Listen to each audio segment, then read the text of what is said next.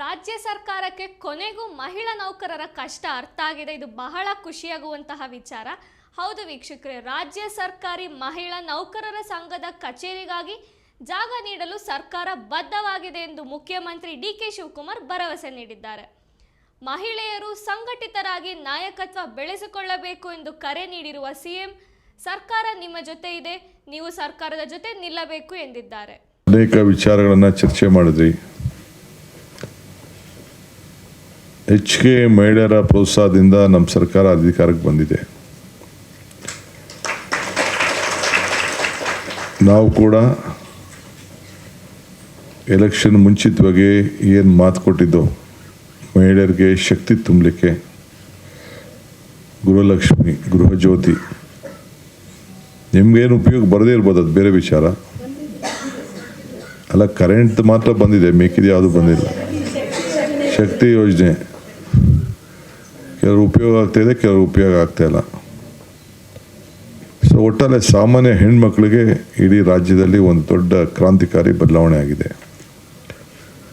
ಇಡೀ ನಮ್ಮ ತೀರ್ಮಾನ ನೋಡಿ ಇಡೀ ರಾಷ್ಟ್ರ ಪಾಲನೆ ಮಾಡ್ತಾ ಇದೆ. ನೀವೆಲ್ಲ ಸರ್ಕಾರಿ ನೌಕರಿದ್ದೀರಿ, ನಿಮಗೆಲ್ಲ ಅರಿವಿದೆ. ಆರ್ಥಿಕ ಬದ್ಧತೆ ಬಗ್ಗೆ ಟಿ ವಿ ಆಗಲಿ, ಇಲಾಖೆಗಳಲ್ಲಿ ಕೆಲಸ ಮಾಡಬೇಕಾದ್ರೆ ಎಷ್ಟು ಮುಗ್ಗಟ್ಟಿರ್ತದೆ ಆರ್ಥಿಕ ಅಂತೇಳಿ ತಮಗೆಲ್ಲ ಗೊತ್ತಿದೆ. ಆದರೂ ಆರೋಗ್ಯಕರವಾದಂಥ ಮನಸ್ಸಿರಬೇಕು ನಿಮಗೆ ಅಂತೇಳಿ ಸುಮಾರು 52,000 ಕೋಟಿ ರೂಪಾಯಿ ನಾವು ಈ 5 ಗ್ಯಾರಂಟಿ ಕೊಟ್ಟು, ಈಗ ಪ್ರತಿ ಮನೆಗೂ ಆಸ್ತಿಗಳನ್ನು ಸರಿ ಮಾಡಿಕೊಳ್ಳಿಕ್ಕೆ, ದಾಖಲೆಗಳನ್ನು ಮಾಡಿಕೊಳ್ಳಿಕ್ಕೆ ಅದೊಂದು ಕ್ರಾಂತಿಕಾರಿ ಯೋಜನೆಗಳು ನಡೀತಾ ಇದೆ. ಬಡವರು ಇರ್ಬೋದು, ನಿಮ್ಮದೇ ಇರ್ಬೋದು, ಯಾರದೇ ಇರ್ಬೋದು, ಸೈಟು, ದಾಖಲೆ, ಏನೋ ಒಂದು ಚಿಕ್ಕ ಮನೇನೋ ಫ್ಲ್ಯಾಟೋ ಏನೋ ಭೂಮಿನೋ ಇಟ್ಕೊಂಡಿರ್ತಾರೆ, ಅದಕ್ಕೊಂದು ಸರಿಯಾದ ದಾಖಲೆ ಮಾಡಿಕೊಡ್ಬೇಕು ಅಂತೇಳಿ ನಾವು ಹೊರಟಿದ್ದೀವಿ. ಇದಕ್ಕೆ ನಿಮ್ಮೆಲ್ಲ ಅಧಿಕಾರಿಗಳು, ನೌಕರ ಸಿಬ್ಬಂದಿಯವರೆಲ್ಲ ಸಹಾಯ ಮಾಡ್ತಾಯಿದ್ದಾರೆ. ಸೊ ನಮ್ಮ ಗ್ಯಾರಂಟಿ ದೇಶಕ್ಕೆ ಗ್ಯಾರಂಟಿ ಆಗಿದೆ. ಈಗ ನಮ್ಮ ಮಾರ್ಗದರ್ಶನ ಇವತ್ತು ನನಗೆ ಕೆಲವು ಬೇಡಿಕೆಗಳನ್ನು ಕೊಟ್ಟಿದ್ದೀರಿ. ಈಗಾಗಲೇ ಈ ಪ್ರೆಗ್ನೆನ್ಸಿ ಕೇರ್ ಲೀವ್ ಆ್ಯಕ್ಟ್ ಕೂಡ ಜಾರಿಯಾಗಿದೆ. ಇನ್ನು ಕೆಲವು ನಿಮ್ಮ ಬೇಡಿಕೆ ಏನಿದೆ, ಈಗ ಅದನ್ನು ನಾನು ತುಷಾರ್ಗೆ ಬರಲಿಲ್ಲ, ನಮ್ಮ ಚೀಫ್ ಸೆಕ್ರೆಟರಿಗೆ ಬರ್ತಿದ್ದೀನಿ. ಯಾಕೆಂದರೆ ಅವರು ಒಂದು ಹೆಣ್ಮಗಳು, ಅವಳಿಗೂ ನಿಮ್ಮ ಪರಿಸ್ಥಿತಿ ಅರ್ಥ ಆಗ್ತದೆ. ಸೊ ನೀವು ಯಾವುದೋ ಬರೀ ಒಂದು ಸಣ್ಣ ರೂಮ್ ಏನೋ ಕೊಟ್ಟಿದ್ದಾರೆ ಅಂತ ಹೇಳ್ತೀರಿ. ನಾನು ನೋಡ್ತೀನಿ, ಇನ್ನು ಸ್ವಲ್ಪ ದೊಡ್ಡ ರೂಮ್ ಕೊಡೋಕ್ಕೆ ಹೇಳ್ತೀನಿ. ಇಲ್ಲೆಲ್ಲರೂ ಸುತ್ತಲಲ್ಲಿ, ವಿಧಾನಸೌಧ ಸುತ್ತಮುತ್ತಲಲ್ಲೇ ಒಂದು ಅಟ್ಲೀಸ್ಟ್ ಒಂದು ಪರ್ಮನೆಂಟ್ ಸ್ಟ್ರಕ್ಚರ್ ಇರಲಿ ಅಂತೇಳಿ ನೋಡೋಣ. ಒಂದು 60-40 ಯಾರು ಕೊಡೋಕ್ಕಾಗ್ತದೆ ಅಂತ ಅದನ್ನು ಪರಿಶೀಲನೆ ಮಾಡ್ತೀನಿ. ನಮ್ಮ ಕಾರ್ಪೊರೇಷನ್ ಯಾವುದಾದ್ರು ಒಂದು ಜಾಗ ಇದ್ದರೆ ಒಂದು ಮೂಲೆಯಲ್ಲಿ ಕೊಡೋಕ್ಕೆ. ಕೆಲವು ಈ ಬಿ ಡಿ ಆದರೆ ಭಾಳ ದೂರ ಹೋಗಬೇಕು. ಬಿ ಡಿ ಆದರೆ ಈಗ ಹೇಳ್ಬಿಡ್ತೀನಿ, ಬೇಕಾದ್ರೆ ಏನು ತೊಂದರೆ ಇಲ್ಲ. ಬಿ ಡಿ ಎಲ್ಲೆಲ್ಲೂ ಸುತ್ತಮುತ್ತಲೂ ಜಾಗ ಇಲ್ಲ. ಏರ್ಪೋರ್ಟ್ ರೋಡ್ ಆದರೆ ಬೇಕಾದ್ರೆ ಇನ್ನೂ ದೊಡ್ಡದೇ ಜಾಗ ಬೇಕಾದ್ರೆ ಕೊಡ್ತೀನಿ. ನೀವೇನು ಬೇಕಾದ್ರೆ ಕಟ್ಕೊಳ್ಳಿ. ಒಂದು 10,000 20,000 ಬೇಕಾದ್ರೆ ಕೊಡೋಕ್ಕೆ ರೆಡಿ ಇದ್ದೀನಿ. ಬಟ್ ನೀವು ಏರ್ಪೋರ್ಟ್ ರೋಡಲ್ಲಿ ದೂರ ಹೋಗ್ಬೇಕಾಗ್ತದೆ. ಸೊ ಫಸ್ಟು ಸ್ಟಾರ್ಟಿಂಗ್ ಒಂದು ಆಫೀಸು, ನಿಮ್ಮದು ಪರ್ಮನೆಂಟ್ ಆಫೀಸ್ ಮಾಡ್ಕೊಳ್ಳಿ. ಆಮೇಲೆ ಅದಕ್ಕೇನೋ ನಿಮ್ಮ ಸಂಘಟನೆ ಆಗಲಿ, ಮಾತುಕತೆ ಮಾಡಿ ಸೇರಿ. ಹೆಣ್ಮಕ್ಳು ಜಗಳ ಒಂದು ಬಿಟ್ಬಿಡಿ. ಸದ್ಯಕ್ಕೇನು ಜಗಳ ಆಡ್ತಾಯಿಲ್ಲ, ಜಗಳ ಬಿಟ್ಬಿಡಿ. ಇವೆಲ್ಲ ಇರ್ತದೆ ಕಾಂಪಿಟೇಷನ್ನು, ಏನು ಮಾಡೋಲ್ಲ. ನನಗೆ ಯಾವಾಗಲೂ ಒಂದು ನಂಬಿಕೆ, ಈ ದೇಶದಲ್ಲಿ ಏನಾದ್ರು ಬದಲಾವಣೆ ಆಗಬೇಕಾದ್ರೆ ಇಲ್ಲ ಯುವಕರಿಂದ ಇಲ್ಲ ಹೆಣ್ಮಕ್ಳಿಂದ ಮಾತ್ರ ಸಾಧ್ಯ ಅಂತ. ಅದಕ್ಕೆ ನಾವು ಮನೆ ಹೆಣ್ಮಕ್ಳಿಗೆ ಗೃಹಜ್ಯೋತಿ, ಗೃಹಲಕ್ಷ್ಮಿ, ಶಕ್ತಿ ಇಂಥವೆಲ್ಲ ಕಾರ್ಯಕ್ರಮ ಕೊಟ್ಟಿದ್ದು. ಹಿಂದೆ ಕೂಡ ಹಳ್ಳಿ ಗ್ರಾಮೀಣ ಮಕ್ಕಳ ಹೆಣ್ಮಕ್ಳಿಗೆ ಆರೋಗ್ಯಕ್ಕಿರ್ಬೋದು, ಅಂಗನವಾಡಿಗಿರ್ಬೋದು, ಆಗ ಕೂಡ ನಮ್ಮ ಸರ್ಕಾರಗಳಿದ್ದಾಗ, ಇಂದಿರಾ ಗಾಂಧಿ ಸರ್ಕಾರ ಇದ್ದಾಗ ಆ ತೀರ್ಮಾನಗಳೆಲ್ಲ ನಾವೆಲ್ಲ ಮಾಡಿದ್ವು. ಸೊ ಇವತ್ತು ತಾವೆಲ್ಲ ಏನು ಬಂದಿದ್ದೀರಿ, ನಮ್ಮದು ನೆಕ್ಸ್ಟ್ ಒಂದು ಸಂಘಟನೆ ಮಾಡಿ.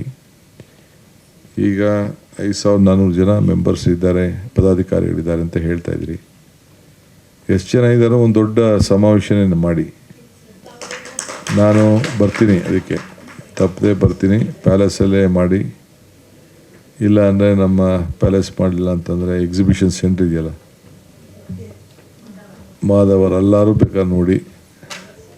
ಏಕೆಂದರೆ ಮೆಟ್ರೋ ಇದೆ, ಅಲ್ಲ ಎಲ್ಲರೂ ಮಾಡಿ.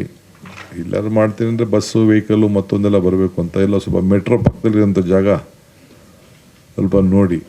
ಸೊ ಏಕೆಂದರೆ ಹೊರಗಡೆಯಿಂದ ಬಂದವರು ಹತ್ತು ಇಳಿಬೇಕಲ್ಲ, ಅದು ಭಾಳ ಇಂಪಾರ್ಟೆಂಟು. ಇಲ್ಲಾಂದರೆ ಎಲ್ಲ ಗಾಡಿಗಳು ತಂದು ಮಾಡಿ ಭಾಳ ಹಿಂಸೆ ಆಗ್ತದೆ. ಅದನ್ನು ನೋಡಿ ಯೋಚನೆ ಮಾಡಿ. ನಾನು ಖಂಡಿತ ಸರ್ಕಾರದ ವತಿಯಿಂದ ನಿಮಗೆಲ್ಲ ಏನೆಲ್ಲ ಬೇಕೋ ಸಹಾಯ ಮಾಡೋಣ. ಕಾನೂನು ಚೌಕಟ್ಟಿನಲ್ಲಿ ಏನು ನಮ್ಮ ಚೀಫ್ ಸೆಕ್ರೆಟರಿಯವರು ಅವ್ರ ಅಧಿಕಾರಿಗಳ ಹತ್ರ ಬೇರೆಯವ್ರ ಹತ್ರ ಮಾತಾಡಿ ರೆಕಮೆಂಡ್ ಮಾಡ್ತಾರೋ, ನಾನು ಬರ್ತಾರೆ. ನಾಳೆ ಏನೋ ಬರ್ತಾರೆ, ಅವರು 3 ದಿನ ರಜೆಗೆ ಹೋಗಿದ್ದಾರೆ. ಬಂದ ಮೇಲೆ ಅದನ್ನು ಅವ್ರಿಗೂ ನಾನು ಹೇಳ್ತೀನಿ. ಅದಕ್ಕೆ ನಾನು ತುಷಾರ್ ಕೈ ಕೊಟ್ಟಿದ್ದೀನಿ. ಸೊ ನೀವು ಇದು ಬರೀ ನೀವು ನನಗೆ ಇಲ್ಲಿ ಬಂದು ಮಾತಾಡೋದಲ್ಲ, ನಿಮ್ಮ ಸಂದೇಶ ಎಷ್ಟು ಜನ ಮಹಿಳಾ ನೌಕರರು ಈ ರಾಜ್ಯದಲ್ಲಿ ಇದ್ದೀರಿ ಎಲ್ಲರೂ ಕೂಡ ನೀವು ಹೋಗಬೇಕು, ತಿಳಿಸ್ಬೇಕು. ನೀವು ಸುಮ್ಮನೆ ಡಿ ಕೆ ಶಿವಕುಮಾರ್ ಟೈಮ್ ಕೊಟ್ಬಿಟ್ರು ನಮ್ಗೆ ಒಳ್ಳೆಯ ಇದು ಮಾರ್ಗದರ್ಶನ ಅಂತ ತಿರ್ಗಿ ಈ ಸರ್ಕಾರ ತರಬೇಕು ನೀವು. ಆಗ ಅದಕ್ಕೆ ಬೆಲೆ. ಇಲ್ಲಾಂದರೆ ನಿಮ್ಮ ಮಾತಿಗೂ ಬೆಲೆ ಇರಲ್ಲ, ನಿಮ್ಮ ನಂಬಿಕೆಗೂ ಬೆಲೆ ಇಲ್ಲ. ಸೊ ನಿಮ್ಗೊಂದು ಕಾನ್ಫಿಡೆನ್ಸ್ ಇದೆಯಲ್ಲ, ಶಿವಕುಮಾರಿಂದ ಈ ರಾಜ್ಯದಲ್ಲಿ ನ್ಯಾಯ ಸಿಗ್ತಾ ಇದೆ ಅನ್ನೋದು ನಿಮಗೆ ಕಾನ್ಫಿಡೆನ್ಸ್ ಇದೆ. ಸೊ ಅದಕ್ಕೆ ನಾವು ಒಂದು ಹೊಸ, ನೀವು ಕೂಡ ಪಾಪ ಯಾರು ಕೆಲವರು ಮೇಲ್ಗಡೆ ಇರೋರು, ಕೆಲವ್ರಿಗೆ ಮಧ್ಯದಲ್ಲಿ ಕೆಲವು ಮಿಸ್ಯೂಸ್ ಮಾಡ್ಕೊಳ್ಬೋದು. ಬಟ್ ನೀವೆಲ್ಲ ಪಾಪ ನೌಕರರು, ಸರ್ಕಾರ ಏನು ಹೇಳ್ತದೆ ಅದನ್ನು ಭಾಳ ಶ್ರಮ ವಹಿಸಿ ಸೇವೆ ಮಾಡಿಕೊಂಡು ಬಂದಂಥ ಒಂದು ಪದ್ಧತಿ, ಗೌರವ ಎಲ್ಲ ಉಳಿಸ್ಕೊಂಡು ಬಂದಿದ್ದೀರಿ. ಸೊ ನಿಮ್ಮೆಲ್ಲರೂ ಕೂಡ ಒಳ್ಳೆಯದಾಗಲಿ. ಸೊ ಇದು ನಾನು ಹಿಂದೆ ನಾಯಕಿ ಅಂತ ಒಂದು ಕಾರ್ಯಕ್ರಮ ಪ್ರಾರಂಭ ಮಾಡಿದ್ದೆ. ಅಂದರೆ ಪ್ರತಿಯೊಬ್ಬ ಹೆಣ್ಮಗಳು ನಾಯಕಿನೇ ಅಂತ ಮನೇಲಿ. ಮನೆ ಪ್ರಾರಂಭ ಮಾಡಿದಾಗ ಎಲ್ಲ ಜವಾಬ್ದಾರಿ ತಗೊಂಡು ಆ ನಾಯಕತ್ವದ ಗುಣ ಹೆಣ್ಮಗಳಲ್ಲಿ ಇದೆ ಅಂತೇಳಿ ಮಾಡಿದೆ. ಅದು ನಮ್ಮಲ್ಲಿ ಸರಿಯಾಗಿ ಟೇಕಪ್ ಆಗಲಿಲ್ಲ. ಅದಕ್ಕೆ ನೋಡೋಣ, ಮಧ್ಯದಲ್ಲಿ ಇನ್ನೊಂದು ಹೊಸ ಸ್ವರೂಪ ಕೊಡ್ಲಿಕ್ಕೆ ಪ್ರಯತ್ನ ಮಾಡ್ತೀನಿ. ಏಕೆಂದರೆ ಅವ್ರಿಗೆ ಜಾಗೃತಿ ಮೂಡಿಸ್ಬೇಕು, ನಾಯಕತ್ವ ಗುಣಗಳು ಬೆಳಿಬೇಕು. ಮುಂದಕ್ಕೆ ಯಾರು ನಿಲ್ಸೋಕ್ಕಾಗಲ್ಲ. ಈಗ ಏನೋ ನಾವು 1-2 ಮಂತ್ರಿ ಮಾಡೋಕ್ಕೆ ನಾವು ತೊಳ್ಕಾಡ್ತಾ ಇದ್ದೀವಿ. ರಿಸರ್ವೇಷನ್ ಬಂದ್ಬಿಡ್ತದೆ, ಯಾರು ಎಲ್ಲ ಪಾರ್ಲಿಮೆಂಟಲ್ಲಿ ಪಾಸ್ ಆಗೋಗಿದೆ. ಸೊ ಯಾರು ಏನೇನಾಗ್ತಾರೋ ಹೇಳೋಕ್ಕಾಗಲ್ಲ. ನಿಮ್ಮಲ್ಲೇ ಎಷ್ಟೋ ಜನ ಏನಾಗ್ತಿರೋ ಗೊತ್ತಿಲ್ಲ. ಮೋಟಮ್ಮ ಅಲ್ಲಿ ಅವರು ಸರ್ಕಾರಿ ಸೇವೆಯಲ್ಲಿದ್ದರು. ಅವರ ಮನೆಯವರು ಅಲ್ಲ, ಅವರು ಸಬ್ ರಿಜಿಸ್ಟರ್ ಆಗಿದ್ರಾ? ಅವರೆಲ್ಲ ಏನೋ ಆಗಿದ್ದರು. ನಮ್ಮ ರಾಮನಗರದಲ್ಲೂ ಬಿಡದಿಲಿ ಕಾಲೇಜಲ್ಲೂ ಇದ್ದರು. ಸೊ ಬೆಳೆದ ನಿಮ್ಮ ಮಹಿಳಾ ಮಕ್ಕಳ ಕಲ್ಯಾಣ ಮಂತ್ರಿ ಆದರು. ಹೀಗೆ ಬೇಕಾದಷ್ಟು ಉದಾಹರಣೆಗಳೆಲ್ಲ ಇದೆ. ಸೊ ನಾಯಕತ್ವ ಗುಣ ಬೆಳೆಸ್ಕೊಳ್ಳಿ, ಬೇಕಾದಷ್ಟು ಅವಕಾಶ ಇದೆ. ಖಂಡಿತ ನಮ್ಮ ಸರ್ಕಾರ ನಿಮ್ಮ ಜೊತೆಲಿದೆ. ಆದರೆ ನೀವು ಕೂಡ ನಮ್ಮ ಜೊತೆಲಿ ಇರಬೇಕು. ಇಷ್ಟೇ ನಾನು ಹೇಳ್ದು. ಸೊ ಇನ್ನು ಮಿಕ್ಕಿದ್ದು ಮೊನ್ನೆ ತಾನೇ ನಮ್ಮ ಕಾದರವರು ನಿಮ್ಮ ಹತ್ರ ಎಲ್ಲ ಕೂಡ ನಿನ್ನೆನೋ ಮೊನ್ನೆನೋ ಕಾರ್ಯಕ್ರಮ ಇವನ್ನ ರಮ್ಮಿನೇನೋ ಕರೆದಿದ್ರಂತೆ. ಸೊ ಏನೇನು ಬೇಕೋ ಮಾಡ್ತೀವಿ. ಮಿಕ್ಕಿದ ಏನೇ ವಿಚಾರ ಕೂಡ ಬಂದು ನಮ್ಮ ಹತ್ರ ಟೈಮ್ ತೆಗೆದುಕೊಂಡು ಬನ್ನಿ. ಕಾಂತನಾಯಕ್ ಅವರು ತಮ್ಮೆಲ್ಲರ ಪರವಾಗಿ ಬಂದಿದ್ದಾರೆ. ಸೊ ನಾನು ಟೈಮ್ ಕೊಟ್ಟಿದ್ದೀನಿ. ಸೊ ಎಲ್ಲರಿಗೂ ಒಳ್ಳೆಯದಾಗಲಿ, ಮತ್ತೆ ಭೇಟಿ ಮಾಡೋಣ. ನಮಸ್ಕಾರ.